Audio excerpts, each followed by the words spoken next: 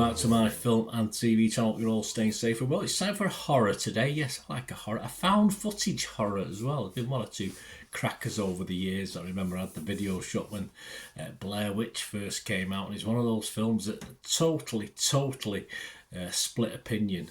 Some people hated it, some people loved it. I was more towards the loved part, certainly for the last perhaps third of the film, more perhaps than the early knock-ins. But yeah, so there's been a few over time, hasn't there, of these sort of things. But this is a sort of slightly quirky take on it, if you like.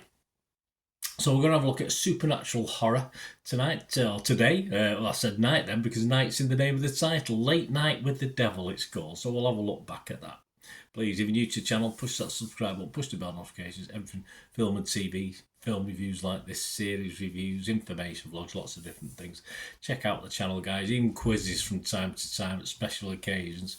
And of course, you will see some stuff on my football team, Manchester City, as well. So if you have any interest, have a look, please. Please have a look, join us. And of course, if you know anyone else who might be interested, as in with the films, if you can give them a kick in my direction, I'll be very appreciative.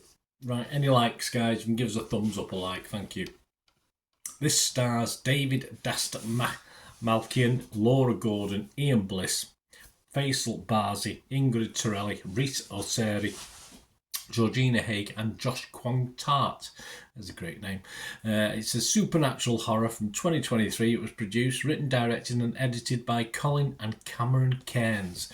Well, what's it about? It's incorporating elements of documentary filmmaking and found footage. The film follows the events of a late night talk show episode aired on fictional, as you'd think, aired on Halloween night, October the 31st, 1977. Johnny Carson rival Jack Delroy hosts a syndicated talk show Night Owls that has long been a trusted companion to insomniacs around the country. A year after the tragic death of Jack's wife, ratings have plummeted, though desperate to turn his fortunes around. Jack plans a Halloween special like no other, unaware he's about to unleash evil into the living rooms of America, and certainly into the studios, that's for sure. This was a co-production, yes, between Australia, the United States and the United Arab Emirates. So there you go. And it's released in the US on the 22nd of March and in Australia 11th of April. Check your territories if you want to catch up with this one, and I'll tell you now, yeah, no problem with this. And it's available for streaming on Shudder, yes, from the 19th of April. So as I say, I'm recording this on the 23rd of April 2024. So Shudder, yeah, makes me shudder a bit sometimes, but yeah, I think we've got reasonably good news with this one.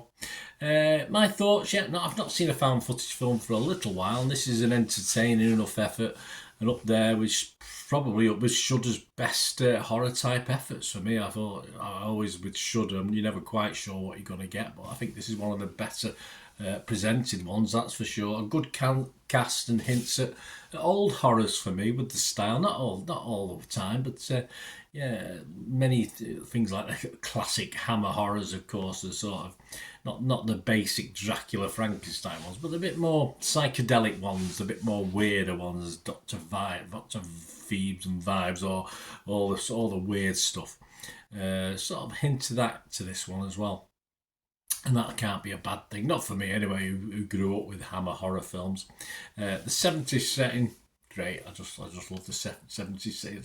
It would have worked with the modern day setting, of course it would, but it sort of works with the 70s setting with the found footage theme as well. It may be a little bit tad slow, as in classic Hammer horror films were in the old days. You know, they did take time to get going, but you just enjoyed the getting there. That was the thing. So this may be a little bit tad slow for many, but it wasn't overly slow. It sort of gets on with it reasonably quickly and sort of starts setting the scene.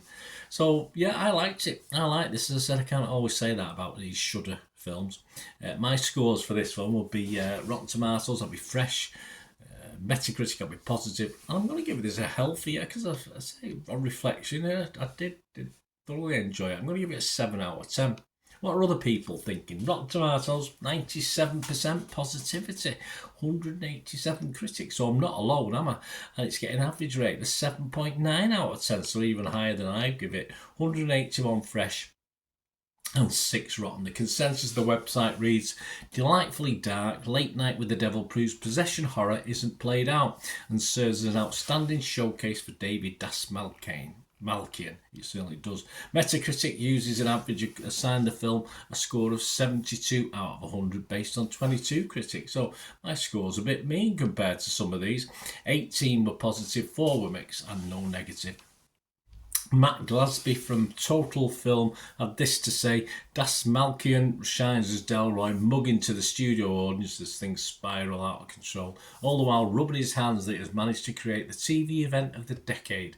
And along the way, the filmmakers pull off some rather nasty surprises. Helen O'Hara from Empire magazine gave it 80 as well, and she had this to say: a smart original approach makes this much more than just another Exorcist wannabe. You'll sense that there are horrors coming, but you still won't quite feel ready. Well, there you go. And Rotten Tomatoes audience, 81% positivity, 4 out of 5. That means 8 out of 10. And the only score that's a little bit less than me is actually Metacritic. Their users is 6.7, but still good.